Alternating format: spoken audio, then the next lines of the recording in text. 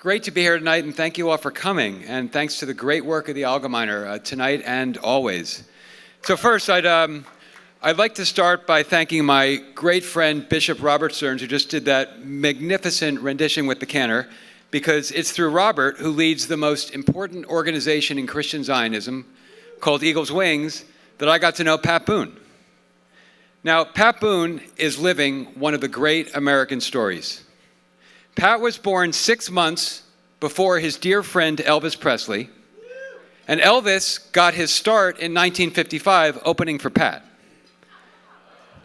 Pat was, by the age of 21, en route to becoming one of the defining musical artists of the American century. Everyone has a favorite Pat Boone song. For some, it's Love Letters in the Sand. For me, it's April Love. And for Pat's old and dear friend Bibi Netanyahu, it's Speedy Gonzales.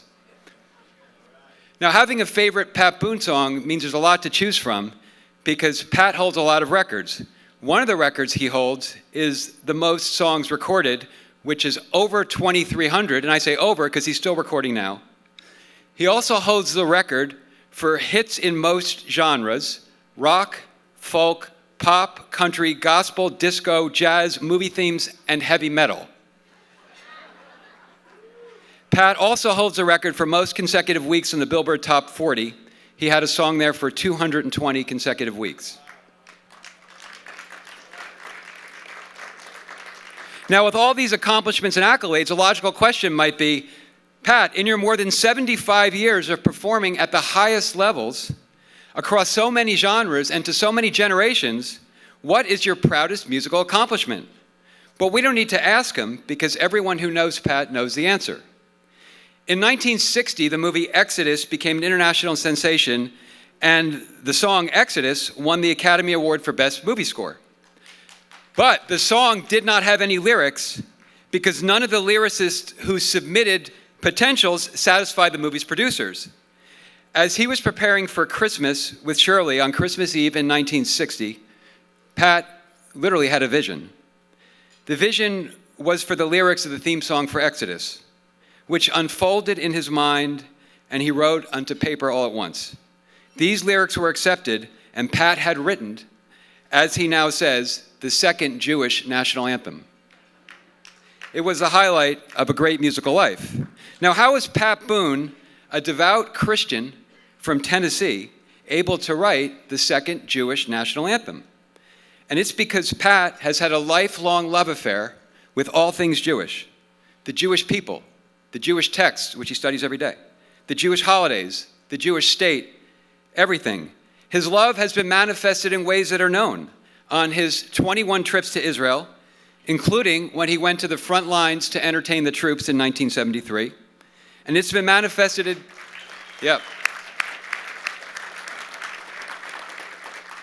And it's been manifested in ways that are less known, as in the numerous rabbis and cantors from California who I've met who have told me that Pat has sang at their synagogue, that Pat did a fundraiser for their congregation, that Pat is pretty much a member of their community. So it's a profound honor to be able to introduce this beautiful singer, this role model for generations of American youth, this founding father of modern Christian Zionism, this great friend of the Jewish people, this wonderful man and remarkable person, Pat Boone. Pat, to paraphrase your daughter Debbie, you have lit up our lives. Pat Boone.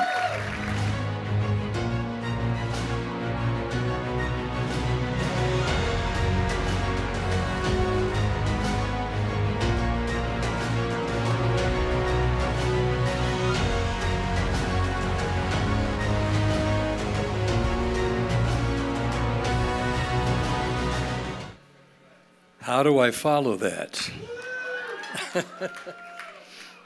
Boy, that is so moving to me. I mean, on that Christmas Eve, when I wrote those words, as they were coming to me like I was taking dictation, I put the needle on the record, the Ferrani Teicher piano version, and because I'd been told there would be no lyrics. And my wife Shirley was saying, Pat, please quit playing that record. Let's get the presents under the tree so we can go to bed. One more time, honey, just one more time. Boom, boom, boom, boom. The words, "This land is mine," came. This land is mine. And I realized it was a personal declaration. It was not trying to encompass 3,000 or 4,000 years of Jewish history, but the claim of one Jew, "This land is mine." And then take my hand. I was familiar with the Sabra, fighting right alongside with her man. And when we are together, I can be strong. And if I have to fight, I'll fight. I'll fight to make this land our home. And it just kept coming until I die. Till I die, not we, I die. This land is mine. And all of the three who had the veto power over the lyric said, "Oh, yes, these are the words." Even Otto Preminger, "Yes, these are the words." He, German. And it was a thrill to me, but then to record it as well, and then to hear other great singers sing it better than I can. But I'll never forget my first Passover Seder in Jerusalem, and I think it was the Diplomat Hotel. And my family, my wife, my kids, and there were 800 pilgrimage Jews from all over the world, and I was identifying with them next year in Jerusalem. And I knew that for many, this was that time. The rabbi officiating was from New Jersey, and one person here tonight too. But then the cantor was, of course, Israeli, and he was singing in Hebrew. And the word came while we had our open Bibles, and we were looking up the things that were the basis for all that was happening in the Seder, and enjoying it and being thrilled by it. And a message came, the Haggadah. Haggadah, is that the best way to say it? Haggadah. I got it. Came and said it's meant to be a living thing, and we would like to write a new chapter tonight. Would you be willing to come up and sing it for these 800 Jews from all over the world? Well, I had no music, but I couldn't say no.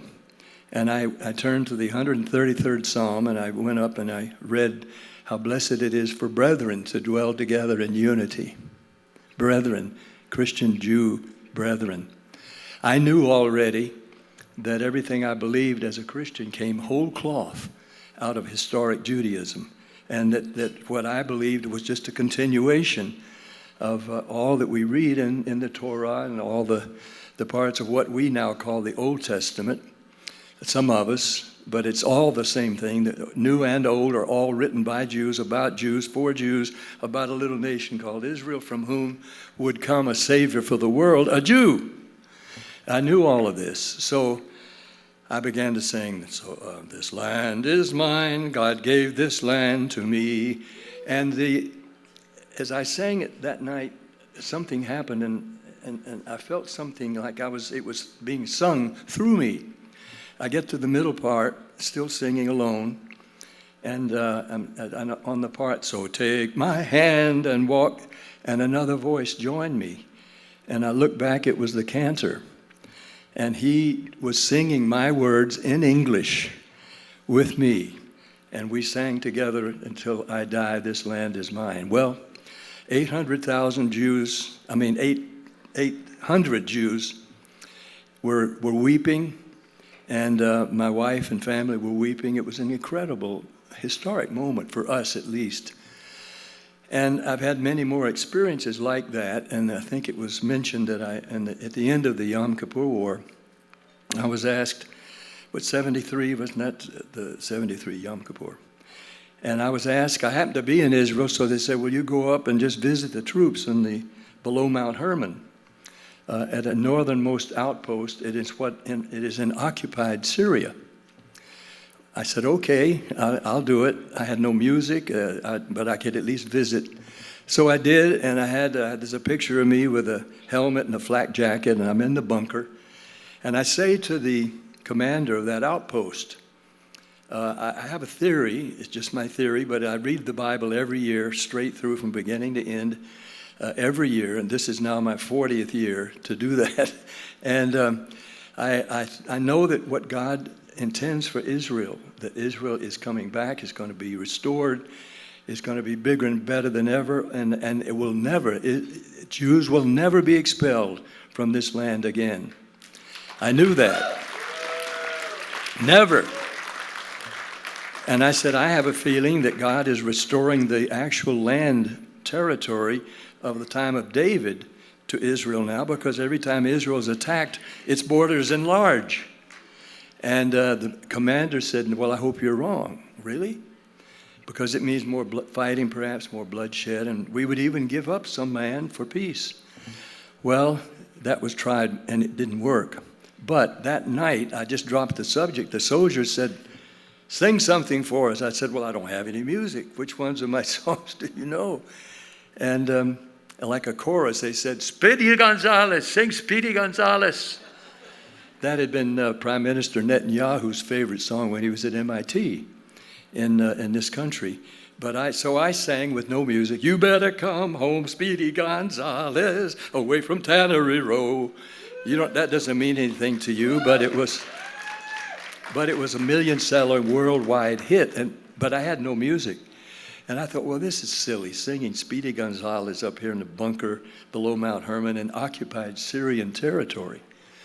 So I said, let me sing something else, maybe more appropriate. So then I began to sing, this land is mine, God gave this land to me, without any music, and I sang it all the way through. And it was a very sobering, wonderful moment, and another shell landed not far away, and the ground shook, and I left. Well, it was several months later, I was again in Israel, and I was with Prime Minister Yitzhak Rabin, who was another friend of mine. And I was in his office, and I told him about that night below Mount Hermon. He said, where were you? I said, just below Mount Hermon, in occupied Syrian territory. He said, just a moment. He went to the map, he put his finger up there, he said, you sang a prophecy. I did. Where you sang that evening in the bunker is now part of the new map of Israel.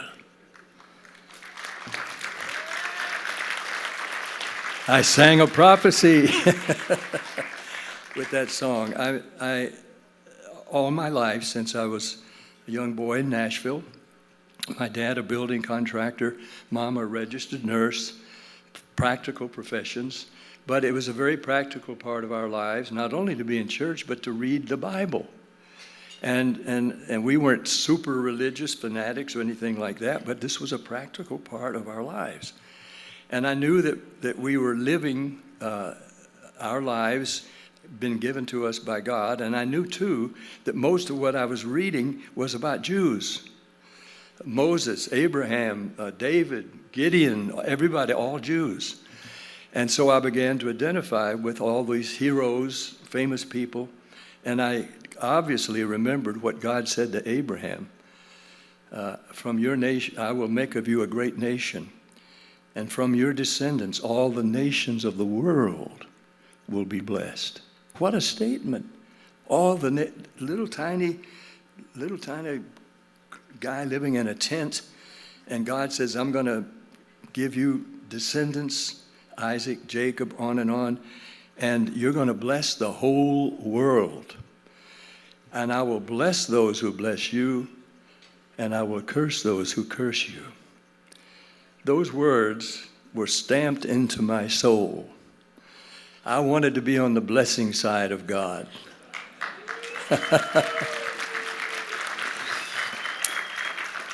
And I learned as I kept reading this thing called anti-Semitism. People, how can it be? It's so unreasonable. It's so irrational. Yes, it is. And it comes from this, I think, that's my opinion. We got some rabbis here, they can nod yes or no. But when Abraham was told that, I will bless those who bless you, and I'll make of you a chosen people. When he chose the Jews, the descendants of Abraham and Isaac and Jacob, he had an enemy named Satan, who is just as real as God. If you believe the Bible, you know that God has an adversary, the accuser, Satan. And anti-Semitism, he put a target on the back of God's chosen people. Irrational, yes. Ridiculous, yes. Imbecilic, yes. No reason for it, no. But it is satanic. And we're fighting, when we fight for Israel, we're fighting for God. We're fighting with God against demonic powers. They make no sense. They're irrational. They're false. So how in the world do you fight that? You fight it by believing in God and then prevailing and calling on Him to perform what only He can do, which is to turn things around as He's done many, many times for Israel. He blesses Israel. He's going to continue to bless Israel. And if God has His way, and God generally gets His way, before it's all over, the world is going to be Jewish. The whole world is going to be Jewish. And guess what? I'm going to be there. Thank you so much for this. Thank you so much. Thank you.